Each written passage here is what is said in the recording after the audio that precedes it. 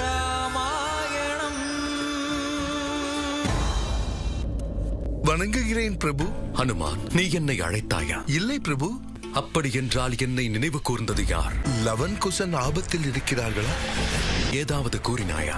நீங்கள் கவலைப்படாமல் தியானம் செய்யுங்கள். யார் எங்கே எந்த ஆபத்தில் இருந்தாலும் நானே சென்று அவர்களுக்கு உதவி செய்கிறேன். நான் அறிவேன் அனுமான். நீ முனிவர் வால்மீகிக்கு அளித்த வாக்கிற்கு கட்டுப்பட்டிருக்கிறாய். அதனால் உன்னிடம் எதுவும் கேட்க மாட்டேன். எந்த சக்தியாலும் கட்டிப்போட இயலாது அந்த அனுமனை லவன் குசன் எப்படி கட்டி போட்டார்கள்? அதுவா பிரபு? லவன் குசன் இருவரும் மிகுந்த பலசாலிகள். முனிவர் வால்மீகியின் சீடர்கள் அல்லவா? அவர்கள் இருவரும் வேண்டியது உதவியைத்தான். சீதாராமனை இணைக்க வேண்டும் என்ற பிடிவாதம். இவ்வாறு எண்ணிதான் நானே அவர்களிடம் சரணடைந்து விட்டேன். இந்த கேள்விகளுக்கான பதில் முனிவர் வால்மீகி அவர்கள் அயோத்திக்கு வந்தால் மட்டுமே கிடைக்கும். நான் அவரிடம் உண்மையை தெரிந்து கொள்ள விரும்புகிறேன். லவன் குசனின் நோக்கத்திற்கான காரணத்தை அறிய விரும்புகிறேன்.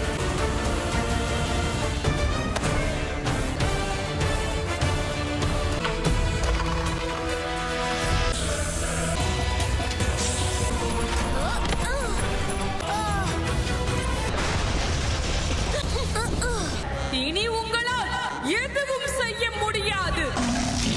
ஏன் குசன், நம் ராமநாமத்தை உச்சரித்தும் கூட எப்படி தோற்றோம்?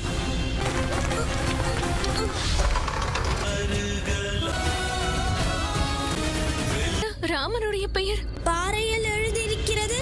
எப்பொழுது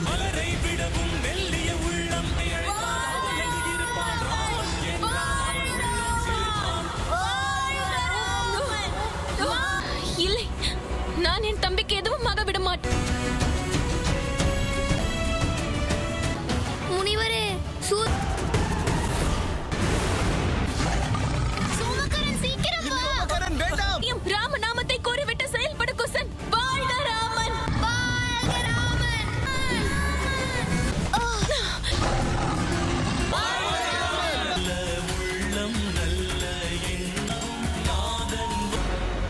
எவராலும் ஆயிரமுக ராவணனை தடுத்து நிறுத்த முடியாது.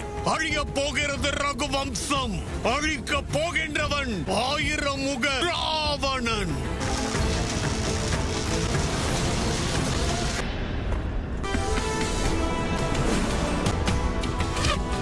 உன் தந்தை லட்சுமணன் சிற்றப்பாவை போல குறிவைத்து தாக்கிவிட்டாயே. அடுத்து சத்ருகன் சிற்றப்பாவின் மகன்கள்.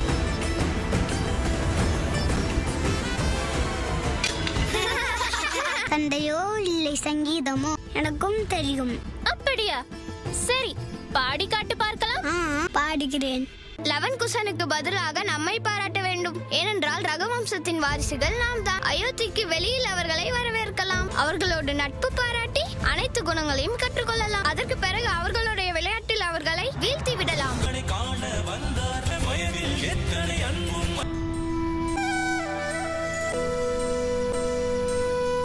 நாம் நம் வீடு, நம் மக்கள், நம்முடைய ராஜ்யம், நாம் நம் குடும்பத்தை வந்து அடைந்து விட்டோம். அதனால் அவர் கட்டளையிடும் வரை நீங்கள் யாரிடமும் கூறக்கூடாது. நாங்கள் சீதாராமனின் மகன்கள் லவன் குசன். எங்கள் குருவே, உற்சாகத்தில் நாங்கள் இருவரும் உளறிவிட்டோம். இருவரும் அயோத்திக்குள் வருவது தடை செய்யப்பட்டுள்ளது. திரும்பி சென்று விடுங்கள்.